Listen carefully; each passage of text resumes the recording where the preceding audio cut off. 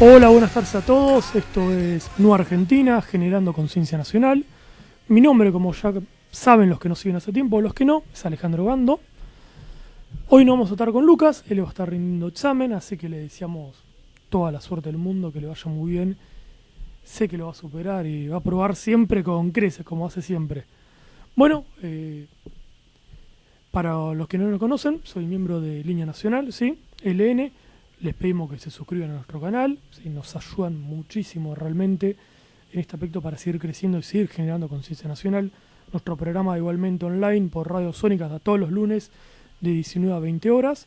Y los martes ya está subido en nuestro canal de Línea Nacional. Hoy igualmente no voy a estar solo, tengo un invitado hoy, compañero y un amigo, Luis Gote. ¿Cómo te va? ¿Qué tal? Buenas tardes, Alejandro. Gracias por la invitación a tu programa y saludo a la audiencia de la radio como la del programa. Vamos a hacerlo un poquito más distendido porque no me considero un buen conductor en mi caso, pero vamos a presentar un poquito a Luis. Él es escritor revisionista. Hace poquito sacó el libro Los desafíos del justicialismo, lo recomiendo bastante, la verdad. Es de Mar del Plata. ¿Tiene cuántos años, Luis? 51. Nací el 24 de febrero, una fecha cara para la historia del peronismo. ¿Cuándo sé que estás militando ya? Ya hace casi de toda la vida, porque mis abuelos, mis padres fueron militantes del peronismo. Yo sigo todavía con la línea y la misma tradición de mi viejo, ¿no? La misma línea ideológica de mi familia. La militancia fuerte y desde el 2000. Bueno, Luis rescata y promueve la tercera posesión peronista a la cual adherimos, ¿sí? Que no es ni neomarxista ni progresista actualmente. En este aspecto vamos a hacer 3 bloques, ¿sí? El programa se va a titular Los desafíos del justicialismo, el nombre del libro Luis. En el primer bloque vamos a hablar un poquito de las diferencias de lo que es peronismo o pejotismo. En el segundo, como ustedes saben, hablamos más de geopolítica. Vamos a hacer una mirada a peronismo del mundo actual, sobre todo en Sudamérica. El tercer bloque, Luis nos va a contar un poquito sus propuestas de la reforma bonaerense sobre la comunidad organizada. Acá te quiero preguntar, Luis, ¿ves una diferencia vos en lo que es peronismo y pejotismo? A ver, cuando venía de Mar del Plata para acá, para Capital Federal, venía el micro, ¿no? Y nos ponen una película, Mundo Jurásico 1. Si se acuerdan, y haciendo una breve síntesis de la misma película, es donde un grupo de científicos obtienen ADN de un dinosaurio y lo mezclan con otros ADN de otros animales, ¿no? La idea era construir un dinosaurio más fuerte, más villano, como para atraer la atención de los turistas y vinieran a la isla, comprando obviamente la entrada y todo el merchandising, y hacer obviamente dinero. Pero sí, el objetivo era un dinosaurio fuerte, potente, que causara miedo, que conmocionara. Del 83 adelante nos hemos encontrado con una doctrina que tenía su propia naturaleza, su propio ADN, y que con los años se le fue aditando, se le fue agregando ADN de otras ideologías, construyendo un monstruo que, puesto en práctica, ha destruido todo en nuestra sociedad, ha fracturado a nuestra sociedad. Es decir, se ha juntado ADN liberal, se ha juntado ADN socialdemócrata, construyendo un peronismo que no tiene nada que ver con nuestra naturaleza, con nuestra esencia de justicialista, ¿no? Que tiene su raíz, como bien decía Perón, en la ideología del pueblo. ¿Qué es la ideología del pueblo? El conjunto de creencias, de mitos, las conductas, comportamientos de un pueblo. Es desde ahí donde toma Perón nuestra doctrina, obviamente con otros basamentos también filosóficos, si se quiere, de la doctrina social de la Iglesia en sus primeras 2 encíclicas y de todo el pensamiento hispanoamericanista que existía en ese momento, ¿no? Entendiendo esto como peronismo, como doctrina peronista, el ADN ese puro, y llevado a nuestro momento, y hay una gran diferencia, se puede hacer una diferencia y vale la diferencia entre peronismo y pejotismo. El pejotismo es ese monstruo híbrido creado en laboratorio para el circo nada más. Ganar elecciones nada más. Sí. Exactamente, es esto nada más. Llegar al poder por el poder mismo. Hay hasta un toque de vanidad de nuestros políticos. Llegué al poder, estoy en los libros de historia. ¿Pero qué hicimos con el poder? Bueno, Perón porque parece... las consecuencias hoy vistas, la verdad que son terribles. Perón parece lo gran visionario que fue, lo alertó ya esto, que antes de morir, en el 74, hizo una frase que siempre repetimos aquí, que menciona: si alguna vez llegás a ver otro golpe de Estado, el pueblo quedará tan derrotado que la vuelta constitucional servirá solamente para garantizar con el voto popular los intereses del imperialismo y sus cipayos nativos. Sí, Terminó pasando tal cual, pareciera, ¿no? No hubo un golpe de Estado como nosotros lo conocemos, es decir, la asunción de militares al gobierno desplazando al poder civil, sino que hay otras formas de golpe de Estado, ¿no? Golpe de Estado cultural, golpe de Estado económico, causando miedo, desviando el curso de la dirección que debieran tomar nuestros pueblos. Hoy se están discutiendo temas que son importantes, pero no son lo suficientemente importantes como para desviarnos la atención. No podemos estar discutiendo el aborto cuando no tenemos garantizado 3 platos de comida en la mesa de nuestros trabajadores. Estamos discutiendo ideologías extrañas a nuestra cultura, a nuestra idiosincrasia, cuando no podemos producir alimentos para todos nosotros. No podemos llevar adelante la construcción de una industria enteramente nacional. Muchas gracias. Gracias. Hasta los 70, Hispanoamérica, desde México, Bolivia, Chile, Brasil, observaban cuáles eran las decisiones geopolíticas que tomaba la Argentina. Hoy no nos respetan absolutamente nadie. Brasil nos ve a nosotros como una especie de patrio trasero, productora de alimentos o de materia prima para ser industrializada por Brasil y que después nosotros les compremos su materia prima. Vos fíjate, hasta Bolsonaro llegó a decir que si gana el gobierno de Cristina, Brasil va a tener solamente relaciones protocolares con la Argentina. Es tremendo la injerencia de un país extranjero en la vida política de otro país. Yo no conozco otros casos, o que se haya dado un caso semejante en la historia o en la relación entre Argentina y Brasil. Pero es tremenda esa declaración. Y obviamente los medios y nuestros políticos la han pasado desapercibido. Pero yo te puedo asegurar que esa declaración de Bolsonaro ha pegado profundamente en los sectores económicos argentinos. Porque si Brasil le clausura, le cierra las puertas le cierra las puertas a estos grupos y se van a ver afectados. Y con ello nuestros trabajadores también. ¿Qué pasó, Luis? Que me gustó lo que mencionaste sobre el tema del progresismo, el aborto, que no es otra cosa, creo, como coincidimos por lo que ya varias veces hemos hablado, que la agenda neoliberal, ¿no? O sea, ¿qué ha pasado en el peronismo que antes se entendía tan bien, en el movimiento nacional, vamos a hablar, que comprendíamos que lo que proponía el enemigo no se seguía, ¿sí? O sea, si el enemigo proponía una cosa, yo estaba al frente. O sea, ¿qué ha pasado ahora que lo que propone el enemigo lo milito? Y cuando uno presenta encima las pruebas, ¿sí? Es como en el caso, a ver, en el feminismo con Eva Perón. Sí. Hay una frase que el otro día leí en un libro que me gustó mucho, que mencionaba como si la revolución fusiladora, ¿sí?, secuestró el cadáver de Evita, el progresismo actual secuestró su doctrina. Sí.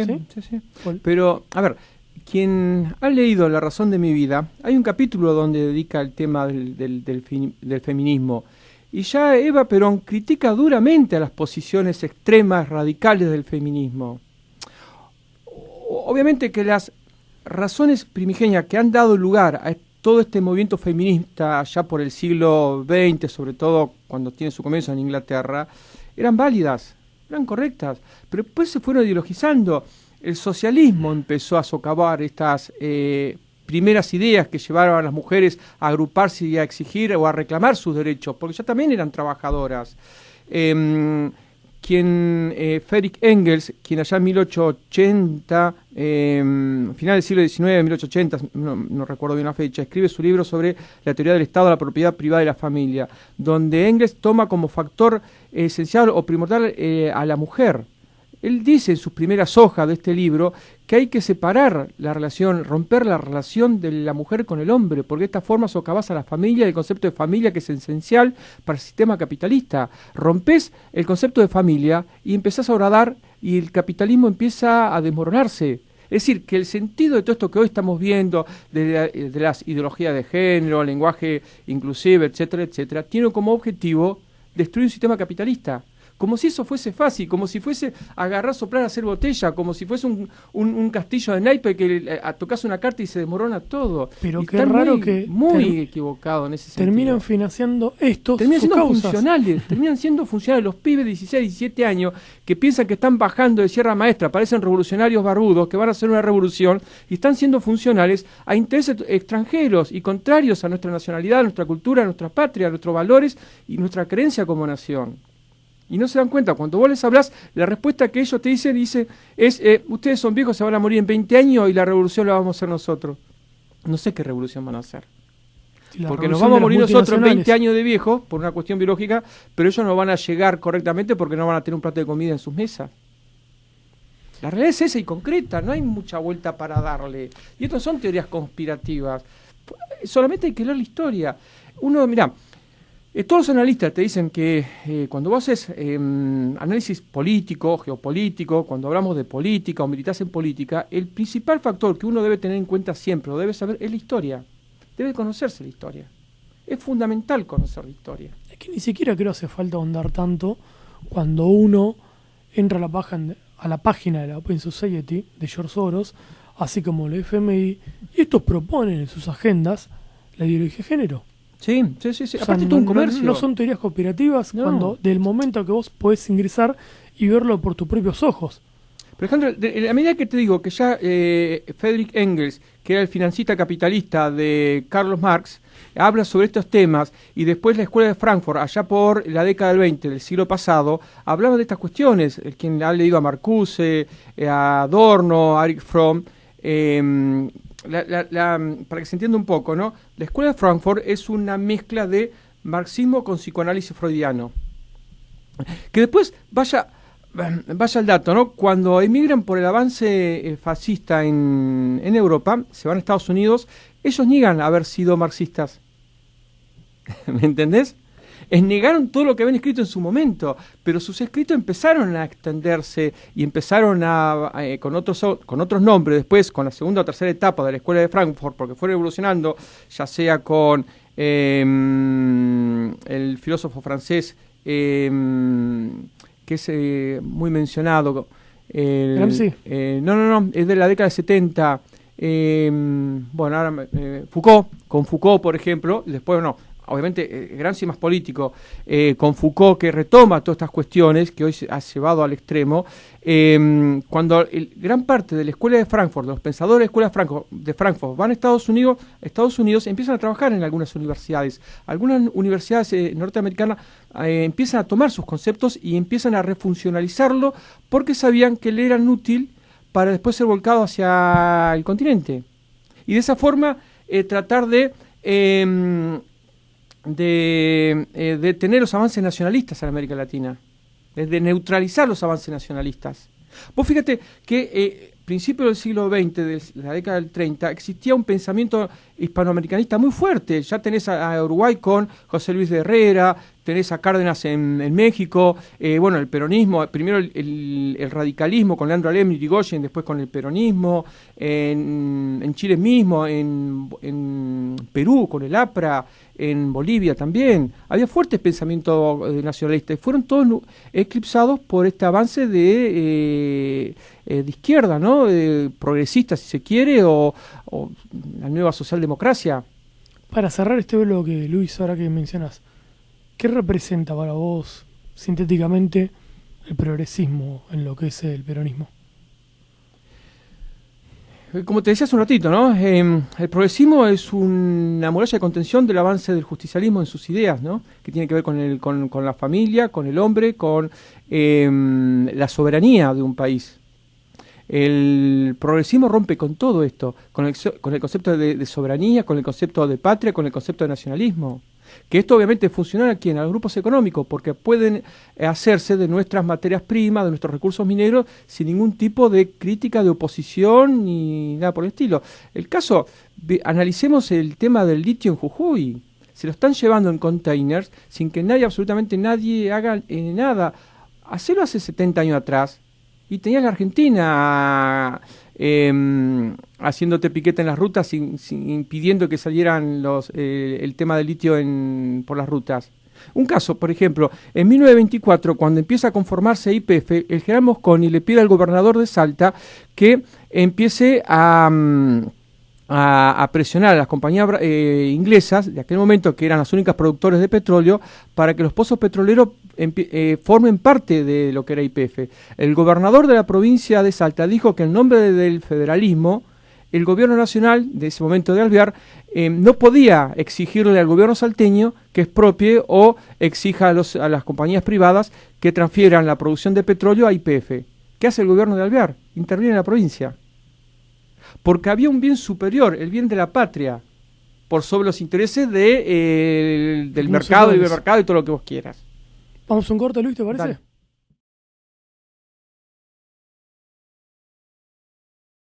Hola de nuevo, bienvenidos. Si no se suscribieron a nuestro canal, se lo volvemos a pedir. Es algo fundamental para generar esta conciencia nacional que precisamos para que nuestro pueblo deje de pelear o debatir o discutir temas que quieren que discutamos, ¿sí? Nosotros tenemos que empezar a discutir cómo construir una mejor Argentina, cómo generar lazos regionales con toda Sudamérica para construir no solo Argentina, una Argentina industrial, sino un Perú industrial, una Venezuela industrial. Antes, o si no, discutir pavadas, mientras China, Estados Unidos, Rusia y demás se llevan todos nuestros recursos y nosotros vamos a tener aborto legal, pero con miseria y hambre. Y esto quiero hablar en este bloque, ¿sí, Luis?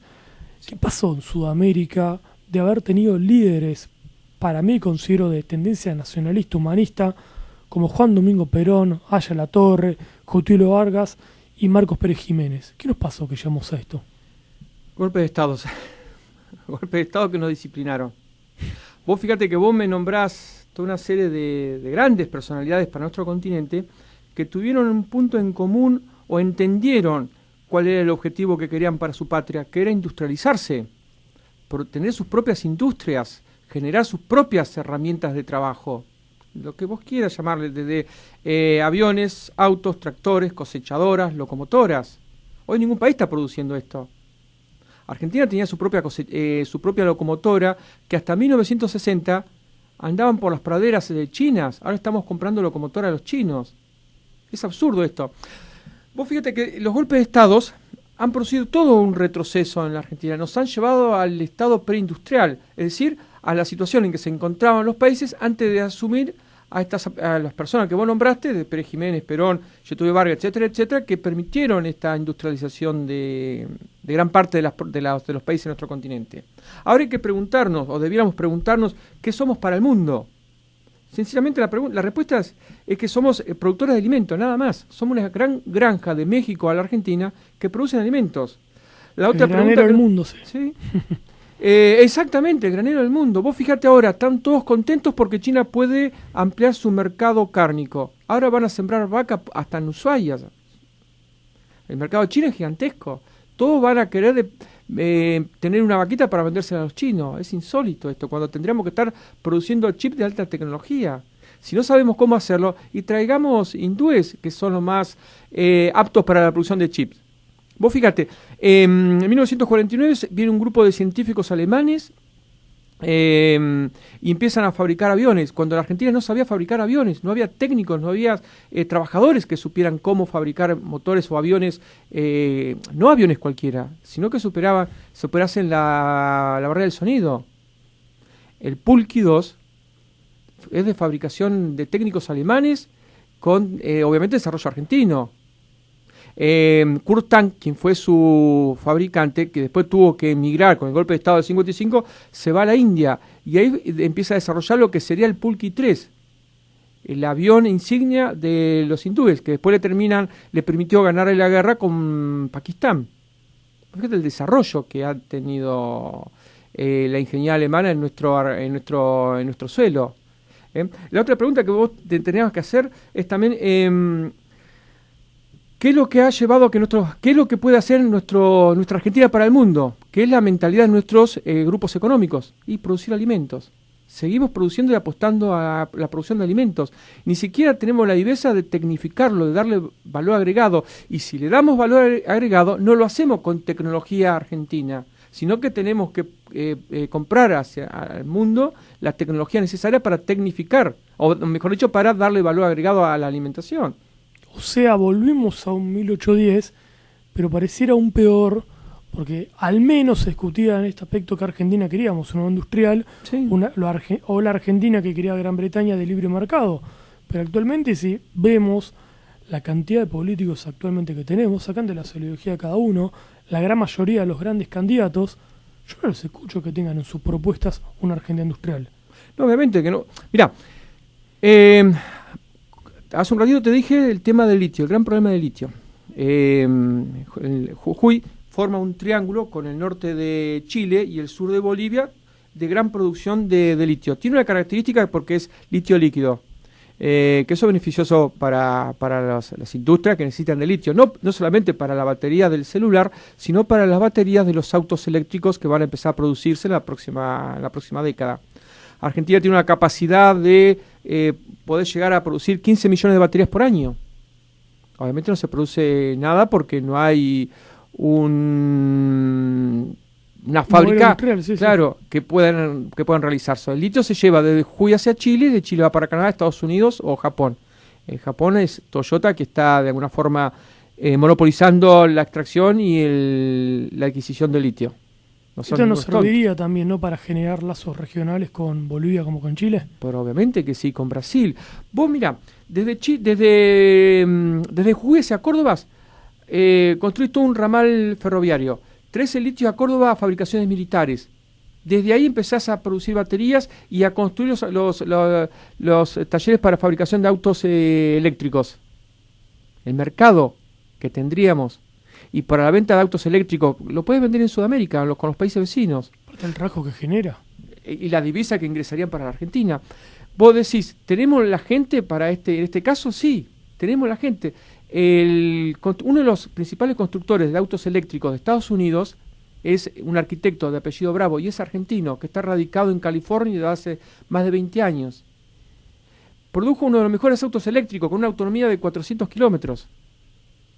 Intentó venir a la Argentina hace 5 años y no le dieron bolilla. Le cerraron todas las puertas. Habló con los gobernadores del norte argentino, de Ferner, que era gobernador en ese momento de Jujuy, con Padre Herrera, con Gioia, y le dijeron que no. Él venía con capital árabe, canadiense y americano. Y le cerraron las puertas. La idea de ellos era primero empezar a producir baterías y después una planta productora de autos eléctricos, porque tenían todo el mercado. Tenían el mercado de Chile, Bolivia, Brasil, Paraguay, Uruguay. Luis, volviendo un poquito al tema Sudamérica, porque observamos y se nota de manera muy marcada cómo todas las patrias viran por un lado, ya sea la izquierda, hoy progresismo, o la derecha, el neoliberalismo. Vemos acá que Sudamérica se ha corrido un poco de progresismo, neoliberalismo. ¿Cómo se encuentra? Mira, acá tenemos un efecto muy particular en nuestro continente, ¿no? Porque cuando Brasil o Argentina o México se mueven hacia la derecha, todo el mundo se mueve hacia la derecha. Cuando se mueven hacia la izquierda, se mueven hacia la izquierda. Cada 10 años más o menos sucede esto, ¿no? Hoy le toca a los grupos más de derecha. Pero esta es una derecha muy particular, por lo menos si lo focalizamos desde Brasil. No es una derecha tan ideologizada, tan dogmática, es más pragmática, me parece. Donald Trump también, muchos lo definen como una derecha conservadora. No creo que sea una derecha conservadora. Donald Trump se hizo eco de la situación de los trabajadores americanos, que venían perdiendo poder adquisitivo, y lo que ha logrado justamente nivelar o aumentar el nivel en el salario del promedio americano. Y eso ha generado mayor consumo y de mayor demanda de trabajadores. De hecho, el índice de desocupación ha decrecido muchísimo en Estados Unidos. Tal es así que ya lo ha estimulado Donald Trump querer presentarse para una nueva reelección. Y por lo que vengo escuchando, me parece que va a ganar muy fácil esta reelección. Caminando, es decir, 4 años más vamos a estar con Trump. Muchos dicen que es el peor gobierno, el peor presidente que ha elegido Estados Unidos. La misma decían de Ronald Reagan, decían de George Bush.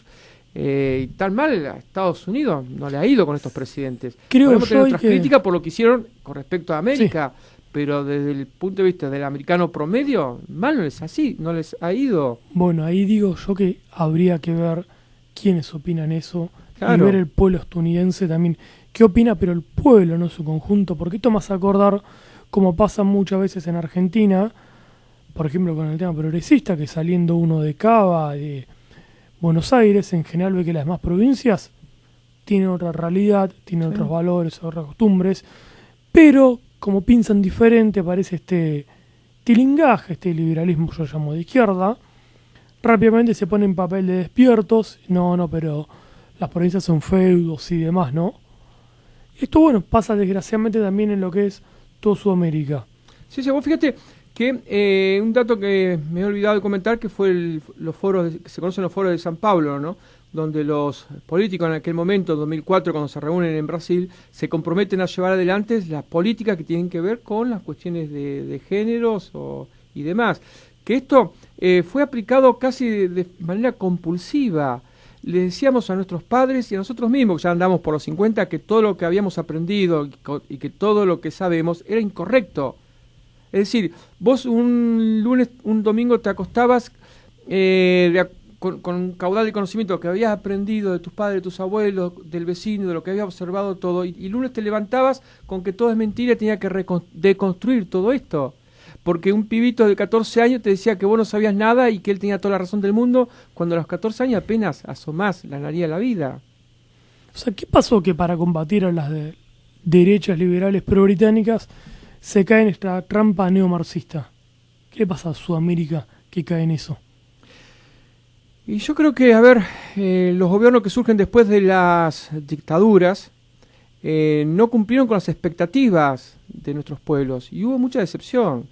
Hubo mucha frustración y eso fue trasladado a la generación nueva de pibes, y cuando ven un corpus nuevo de ideas, algo distinto, que creen que los van a llevar hacia la liberación y hacia la carga pesada de vivir en sociedad capitalista, permitiéndoles un mundo con más libertad, con más poder de decisión, y bueno, son presas fáciles de captar, ¿no?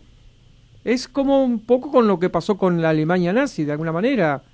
Un gobierno que crece, que le da poder adquisitivo a la gente, que hay desarrollo y todo lo demás, y se iba llevando directamente hacia una guerra, porque era un capitalismo tardío que logra o que intenta insertarse en un capitalismo ya establecido. Y claro, hay un choque de intereses ahí. Y de esto pasa más o menos lo mismo. Un grupo de pibes que los insertan en un mundo donde ya hay ciertas ideas o conceptos establecidos. Y hay un choque en todo esto. Yo lo que digo, bueno, ustedes, ahora hay que esperar justamente la reacción. Y la reacción de este avance del progresismo, el primer paso está dado en Brasil con Bolsonaro. Y se está dando en muchos países. Bueno, en el caso de El Salvador, con Nayib Bukele. Nayib Bukele es un interesante caso a analizar. Muchos dirán, bueno, El Salvador es un pequeño país, no tiene demasiada incidencia, pero sí tiene incidencia a nivel regional. Está siendo muy escuchado Nayib Bukele, tiene una proyección muy importante y un discurso anticolonialista muy fuerte, porque él proviene de familia que ha estado luchando en el Frente de Liberación Nacional, con todo un historial pesado en ese sentido. Y ganó sin estructura y sin el respaldo de nadie. Ganó con el apoyo del pueblo, militando en la calle. Y vos fíjate, por el otro lado, Bolsonaro militó en un hospital, porque no olvidemos que él estaba internado por intento de asesinato. Ni siquiera militancia tuvo territorial, ¿no? Es muy, muy particular estos hechos. Luis, para finalizar este bloque, sí, porque me interesa que ondemos luego en el tercero. Sintéticamente, ¿cómo podría Sudamérica recuperar su destino? Esta tercera posición olvidada en la que Argentina era un país guía, digamos. Qué vaya pregunta, ¿no? ¿Cómo hacer para que recupere su destino hispanoamericano, su destino en común? Ya Trotsky, mirá vos lo que te voy a decir, ya Trotsky avisoraba cuando le preguntaban por qué el socialismo no iba a triunfar, y porque primero tienen que recuperar su nacionalismo, porque es su nación, porque es una sola nación nuestro continente, ¿no? Fracturada en distintos estados, pero no porque nuestros pueblos quisieran fracturarse, sino por una forma de, no sé si imposición, pero sí Inglaterra previó bien cómo dividir a nuestros continentes. Hay muchos historiadores que han escrito sobre el tema, ¿no? Yo creo firmemente que a través de nuestros políticos va a ser muy difícil que se pueda proyectar algo en ese sentido. Mirá, para un ejemplo para que nos demos cuenta de esto, cuando la semana pasada Bolsonaro y Donald Trump y Macri hablaron de una moneda en común, el peso real, salieron a criticarlo y analizarlo como un fenómeno, como un elefante blanco, como algo imposible. Señores, desde 1938 se planteaba esto, y uno de los primeros que lo planteó fue Federico Pinedo en el gobierno de Ortiz. A trabajar en conjunto con Brasil, estableciendo un acuerdo económico sin aranceles, con la misma legislación, los mismos tratamientos para los trabajadores de los dos países, y ver la posibilidad de una moneda única. Y en la medida que iba funcionando esto, ir agregando a los otros países, a Bolivia, Paraguay, que después fue retomado con el plan de Perón del ABC. La base del ABC de Perón está en el plan de Pinedo. Esto bien lo analiza Juan Lach, economista y también compañero, ¿no? Obviamente que estos políticos con estas características ya no lo vamos a tener. La única forma de poder trabajar en esto es a través de las organizaciones Libre del Pueblo, que se llamaba Perón, ¿no? A través de las ONGs, trabajar en conjunto, trabajar en redes y también tratar de concientizar a nuestros pobladores de empezar a tener legislaciones en común. Por ejemplo, de los trabajadores. Si las empresas se instalan en un país que encuentra la misma legislación, para esto hay que presionar obviamente políticamente, la misma legislación en todo el continente, de México a la Argentina. Yo creo que es así como se debe empezar a trabajar, en coincidencias en conjunto, pero a través de las bases populares, a través de los pueblos y de las organizaciones sociales. Hoy, a través de las redes virtuales se puede trabajar perfectamente, a través de foros, de producción de bibliografía, de artículos, de notas, trabajar en redes en la universidad y concientizando. Pero para esto el primer paso es tratar de desplazar toda la socialdemocracia existente. ¿Vamos a un corte, Luis? Dale.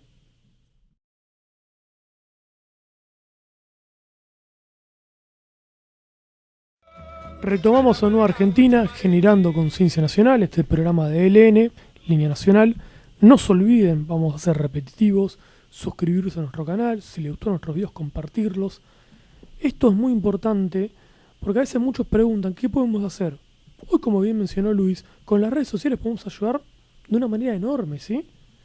Piensen ustedes, a ver que vamos a aspirar a lo grande, pero Donald Trump fue el primer presidente que ganó en Estados Unidos por la campaña en las redes sociales prácticamente que hace. Fue el primer presidente que gana poniendo menos dinero que su contrincante, ¿sí? Siempre ganaba quien ponía más dinero en Estados Unidos.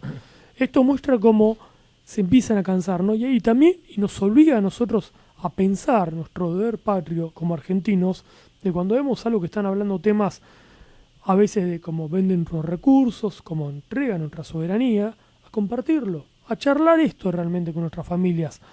Esto es hablar de política auténticamente, no de macrismo y kirchnerismo y quién es más o menos chorro para sentirme yo, para poder justificar el voto, ¿sí? Como si fuéramos quizás ovejas y ese solamente sea el destino patrio, parece que nos legó nuestro padre la patria. Vamos a hablar, Luis, un poco de reforma bonaerense y la comunidad organizada. Contá un poquito qué significa esta reforma bonaerense que propones. Mira, como te decía al comienzo del programa, soy de Mar del Plata, General Porredón. Es un municipio de 1.100.000 habitantes, donde el único generador de mano de obra es el Estado municipal, con casi un empleado municipal por cada 100 habitantes. Creo que no debe haber un municipio con estas características, ¿no? Que haya un empleado municipal por cada 100 habitantes. Después tenés empleados provinciales y nacionales. Te puedes dar cuenta de la dimensión del problema. Un sudeste de la provincia de Buenos Aires rica en todo lo que vos te imagines. Que el único que ocupe trabajadores sea el Estado. Ahora tenemos el gran problema de que casi el 70% de los recursos que se utilizan no solamente es para el pago de sueldos, sino que son productos del mismo municipio. Recursos que obviamente la gran mayoría los obtiene de los impuestos. Es barrido y limpieza, lo que todos conocemos, pero que ya no están alcanzando. Es decir, los municipios se están quedando ya sin ingresos para hacer frente a las demandas que se le exigen. Tienen que endeudarse. Los vecinos se encuentran con la situación de que no pueden, el municipio no alcanza a solventar los reclamos del mismo vecino, y los jóvenes se terminan yendo del pueblo o de la ciudad y se van generalmente a las grandes urbes o al conurbano o a Capital Federal. Esto ha hecho que el conurbano hoy tenga casi 12 millones de habitantes. El interior de la provincia de Buenos Aires no alcanza a 4 millones de habitantes. El 63% de la población, 63% de la población bonaerense reside en el 2% de la geografía bonaerense. Dicho al revés, el 35% de la población vive en el 98% del territorio bonaerense. Y no es porque la geografía, el suelo o el clima bonaerense les sea adverso para la vida, al contrario.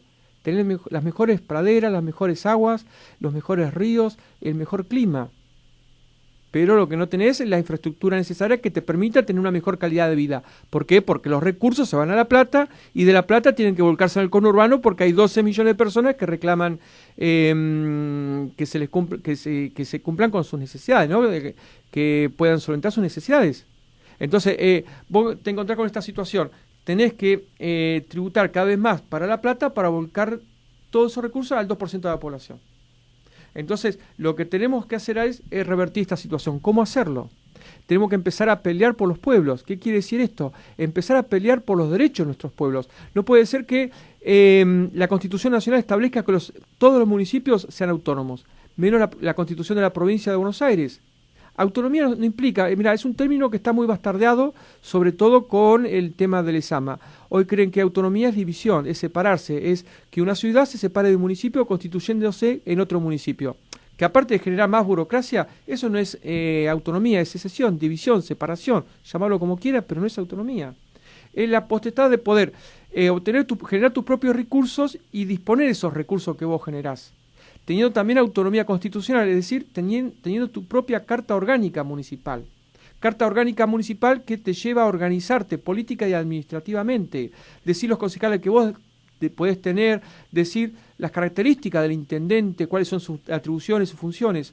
Todo esto queda reducido a una ley orgánica municipal que de 1958, de una de las peores dictaduras que tuvo la Argentina, que de Rojas Aramburu. No se cambió esta ley, todavía sigue ya hace casi 70 años. Es como que vos vas a un cumpleaños de 15 teniendo 60 con el saco que vos llevaste cuando tenías 15 años. Te vas a encontrar con un saco deshilachado, todo roto, con olor a naftalina. Y esta ley orgánica municipal tiene estas características también. Precisa esto que propones un modelo federal, ¿cierto? Obviamente que sí. Eso es otro tema que hay que discutir, la relación entre las provincias y el Estado Nacional. Tenemos un gobierno totalmente centralista. No cumple con la exigencia del artículo 1 de la Constitución Nacional. No somos federales. Nuestros diputados y senadores, cuando vienen de sus provincias a Capital Federal, y quedan muy, si me permitís la expresión, embobados por las luces porteñas y se olvidan de sus provincias. Es más, quieren quedarse en Capital Federal y no regresar a sus provincias. Y se olvidan de la función, o sea, de la delegación que hacen sus pueblos con respecto a ellos, su representante en defensa de los intereses de sus provincias. Agachan la cabeza, Alejandro, olvidándose de la necesidad de sus pueblos. Me decía la hermana de un ex gobernador allá en Salta. Es mentira que el gobierno provincial dispone de sus recursos mineros como establece la reforma de la Constitución Nacional del 94, de la reforma de Carlos Menem y Alfonsín, ¿no? Porque los contratos con las compañías mineras ya vienen armados desde Capital Federal. Vos como gobernador lo tenés que firmar, porque si no lo firmás te hacen caer. Esto me lo dijo la hermana de un ex gobernador salteño. Entonces, ¿dónde está el federalismo? Distinto al caso que hablamos hoy con respecto a ese gobernador salteño que no quería ceder los pozos petroleros para el proyecto de Mosconi de YPF. Esto es también distinto, porque vos ahí tenés un proyecto de nación, de soberanía nacional, y eran recursos estratégicos para el desarrollo de la Argentina. Esto que mencionas, Luis, es teniendo, digamos, en cuenta todas las áreas, los recursos, sectores y capacidades argentinos. ¿Cómo funcionaría? ¿Detrás de un proyecto nacional o por separado? No, a ver, obviamente que vos tenés que tener primero definido qué provincia de Buenos Aires querés. Y dentro de la definición de la provincia que vos querés, tiene que estar atada a un modelo de Argentina que vos quieras. Ya lo dice una de nuestras 20 verdades, ¿no? En gobierno centralizado, un Estado organizado y las organizaciones libres del pueblo. Vos tenés que tener una política nacional que defina dónde llevarnos. Pero primero tenés que definir qué Argentina, qué modelo de país querés tener. Campesino industrial, turístico, y en torno a ello definir las demás políticas de las demás provincias y del mismo municipio. Vos fíjate, vos escuchás economistas como Spert, como a Kicillof, como a Milei, hablando de cuestiones económicas. ¿Cómo podés hablar de cuestiones económicas, hablar sobre macro o microeconomía, si no tenés definido vos como economista el modelo de Argentina que querés? La economía es una herramienta más de la política. La economía no puede estar nunca por encima de decisiones políticas. Un político no puede estar por debajo de un programa económico.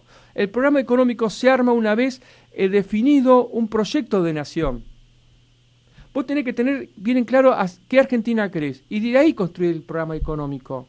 A Milei o a Kicillof o a Esper primero le preguntaría qué nación quiere, qué proyecto político previo a los análisis económicos que hacen tienen. Completamente de acuerdo. Y acá hago una pausa para agregar un comentario que a veces molesta mucho, por lo menos en mi caso, cuando uno escucha esto de, che, no, el Estado tiene que ser más chico, los otros que dicen el Estado tiene que ser más grande, y se olvidan de lo primordial que es, no es el Estado tiene que ser más chico, más grande, sino qué Argentina queremos, qué Argentina necesitamos, y de ahí plantearnos qué Estado precisamos. Porque quizá para la Argentina que queremos apuntar, precisamos un Estado más grande o más chico. Eso dependerá, ¿no? Claro, primero tenés que tener un modelo de Argentina. Y después armar el proyecto de nación. Pareciera y después el proyecto económico. Pero hacemos todos al revés, todo al revés hacemos. Pareciera que pocos políticos se sientan a ver un mapa argentino para ver los recursos que tenemos, los habitantes, las capacidades, los lazos regionales y demás, ¿no? Mirá, gracias a Dios he tenido la suerte de conocer, tengo la suerte de conocer toda nuestra Argentina, sus pueblos, sus ciudades, los recursos naturales que tenemos y también la capacidad humana de nuestro pueblo es inmenso. Yo creo que somos la gran envidia de todo el mundo, La capacidad de nuestro pueblo es increíble. Somos muy imaginativos, muy prácticos, muy rápidos para pensar soluciones de problemas. Por más que a veces uno hace críticas al norteño, al hermano de Santiago del Estero, al hermano jujeño, al de Corrientes, porque son lentos, perezosos, no, pero te sorprenden. Te sorprenden la calidad, primero la calidad humana que tiene, y segundo el ingenio para crear, inventar o darse mañas para resolver problemas. Si vos lo conducís políticamente correctamente, te acompañan y te son totalmente leales y fieles, y te trabajan. Pero mostrarle un proyecto serio, creíble, mostrarle fidelidad a ese pueblo, no los engañes, que no te vean que asumís a la función pública y a los 2 años te comprás la mejor casa del pueblo de la ciudad, porque lo estás llevando a que desconfíen y después obviamente no te van a responder. Bueno, esto parece que se ve cuando vemos que muchos argentinos, cuando migran a patrias que sí tienen un destino, objetivos políticos a alcanzar, triunfan. Sí. Y aquí parece que no tener un objetivo. Hace 2 años, 3 años, estaba leyendo una encuesta diciendo que en las universidades inglesas, en los talleres prácticos, los jefes de trabajos prácticos, la mayoría eran argentinos. Y eso quiere decir mucho. Y hay muchos técnicos científicos que triunfan en el mundo, en Estados Unidos, en Europa, donde vayan triunfan. Y trabajadores también. Son bien recompensados y remunerados por la actividad que desarrollan. Sea lo que sea, hasta jefe de plaza en un restaurante en Europa, ¿entendés? Enseguida lo ponen en buenos puestos, porque son prácticos. ¿Entendés? Son muy inteligentes. Rápido, sí. Son muy rápidos para resolver, para darse cuenta de cuál es la solución que hay que plantearse y trabajar en pos de esa solución. Pero lo que pasa es que, bueno, las políticas hoy que se han desarrollado impiden estas cuestiones. Luis, para ir ya terminando, voy a hacer unos leves comentarios. ¿Qué nos dirías al final? Mirá, yo creo que no hay que perder esa esperanza, la esperanza. Creo que en la medida en que todos nos involucremos en las cuestiones que tengan que ver desde lo municipal, porque creo que hoy la lucha que tenemos que dar es por los municipios, tenemos que recuperar la vida de los pueblos, tratar de volver a que estos pueblos crezcan y florezcan, pero para esto hay que tener una política de Estado que impulse esto, darle los medios necesarios para que esos pueblos vuelvan a tener el desarrollo del progreso que han tenido. Hoy con la tecnología existente, con la posibilidad de ver mercados extranjeros que necesiten de ciertos productos, nosotros podemos hacerlo y podemos conectar la necesidad de esas ciudades, de esos pueblos extranjeros con lo que el pueblo puede producir. ¿Se entiende? El caso, un ejemplo, en Santiago del Estero hace 4 años había una persona que producía escobas, de las escobas de paja, ¿no? Y Canadá necesitaba 20.000 de esas escobas y allá en Santiago del Estero no tenía la capacidad suficiente para hacerlo. Digo, el Estado tiene que estar trabajando en ese sentido, tiene que estar viendo los nichos económicos para desarrollar la producción desde nuestras ciudades para cumplir la demanda de esos nichos económicos. Y hay muchísimos, no lo hacemos nosotros, lo están haciendo otras ciudades y otros pueblos de otras latitudes.